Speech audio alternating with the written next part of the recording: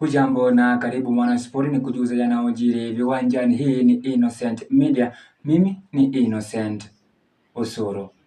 Timu ya kitaifa ya soka Harambee Stars itacheza dhidi ya Gambia huko Cote d'Ivoire kwa ajili ya kufuzu kwa kombe la dunia mwaka wa 2026. Harambee Stars kwa sasa wapo katika nafasi ya 4 kwenye msimamo wa kundi wakiwa na pointi 5 baada ya kupata ushindi mmoja dhidi ya Seychelles na sare 2 dhidi ya Ivory Coast na Burundi.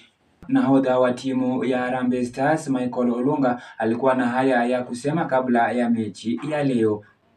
Everybody is really looking forward for the first assignments of the year, which is Gabon and Gambia face Gambia away, and we know they are a team which now is upcoming in Africa, and they also have a good squad, so it's going to be a good. Na kwenye mechi zingine timu ya Mozambique itacheza na Benin, kisha Sierra Leone itamwalika Guinea Bissau. Kumalizia udhia, timu ya Mozambique itakuwa inacheza na Uganda. Na tukisonga mbele kwenye UEFA Nations League, leo hii kutachezwa mechi 8.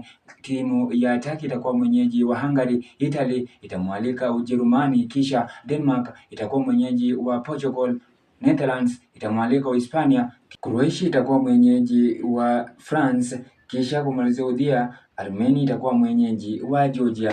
Tukutane papa hapa masaa na mida kama haya. Mimi ni Innocent Osoro.